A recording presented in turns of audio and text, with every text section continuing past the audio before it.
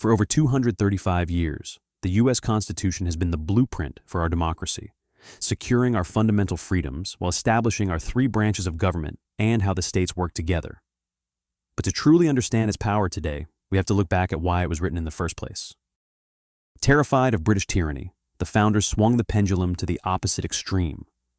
They created the Articles of Confederation, a government intentionally designed to be weak. No president, no national courts, no army, no power to tax. Without a central authority to hold them together, the 13 states began to fracture, bringing the young nation to the verge of collapse. In the sweltering summer of 1787, 55 delegates met in Philadelphia to build a new government from scratch. Over 4 intense months of debate, these architects became the framers of our Constitution. The room was anchored by giants like George Washington, Alexander Hamilton, and Benjamin Franklin. This historic meeting took place at Independence Hall, in the exact room where the Declaration of Independence was signed a decade earlier. But creating a new framework for the country required absolute secrecy. To keep their debates strictly confidential, the framers nailed the windows shut. For 4 long months, they endured suffocating heat, all so they could speak freely. The atmosphere in this chamber is positively stifling. I fear I shall be overcome by the swelter. Out of that suffocating heat emerged a document built to change as the world changed. The framers didn't create a static piece of parchment. They created a living framework. Over the next 2 centuries, as the American people fought to expand the meaning of "we the people," the Constitution evolved through 27 vital amendments. In this 8-part summer series, we're going to look past the ink and explore how those amendments protect our lives today. We'll explore the First Amendment, the bedrock of our free speech, free press, and right to protest. We'll trace the fight for the 14th Amendment, which guarantees equal protection under the law for everyone. And we'll look at the vital amendments that secured and continue to protect our fundamental right to vote.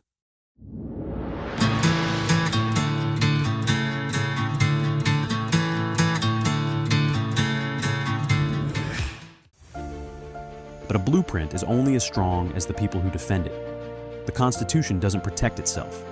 Every generation has to step up to ensure that our government remains of the people, by the people, and for the people.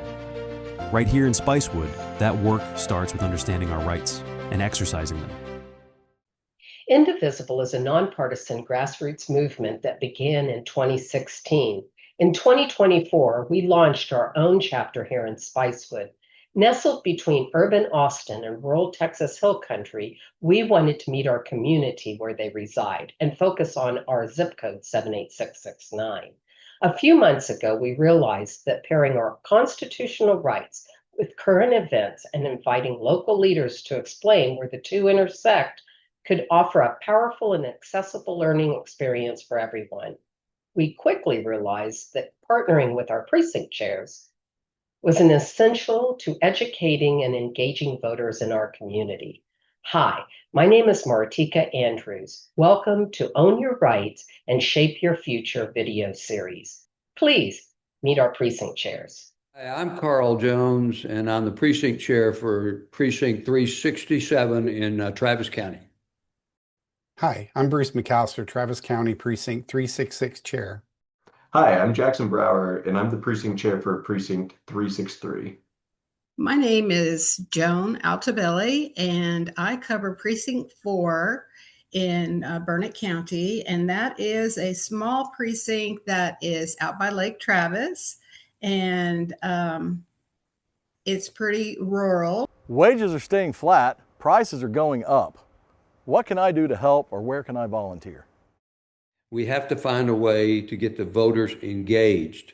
And one of the best ways to get them engaged is have them do activities that they feel comfortable doing and actually feel eager to do and have fun doing.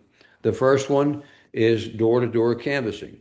You go door to door, you knock on the door, you try to have a conversation with that voter that answers the door right there on their front porch, and you ask them key questions about their preference for who they're going to vote for and why they're going to vote for this person. If you don't want to knock on the doors and converse and have conversations with the voters, there's another way that's almost just as effective, and that is you just simply drop off literature at the door.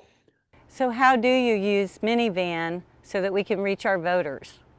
Minivan is a tool we use to look at a region and separate it into a bunch of turfs that are bite-sized versions of where to knock on doors. And then each one of those turfs has a tracking number. We pass those out to volunteers. They use the Minivan on their phone and they can go out and hit those doors. And they also allow you to keep tracking information so you can make a comment on who you talk to if there's anything special. My name's Jackson Brower. I'm a new precinct chair. I've been in the role for about 3 weeks or so. I guess I was sworn in about 3 weeks ago. So still very much getting my feet under me. And in terms of having access to tools and resources like Minivan or integrating and plugging in with Indivisible Spicewood, I think it's going to make the job so much easier, but not just easier, but make sure that I'm more effective in the role of getting out the vote, finding new voters, old voters who maybe sat out the last cycle, and really mobilizing my community. Hi, I'm Christy Quigley. I'm on the steering committee at Indivisible Spicewood. In the coming weeks, we'll be dropping a new video every other Sunday on all our social media sites, which you can find on indivisiblespicewood.com. Now, here are some action items for you. Share these videos with 3 of your friends. Look for the next video in 2 weeks and find one way to get involved. Because remember, our democracy will not save itself.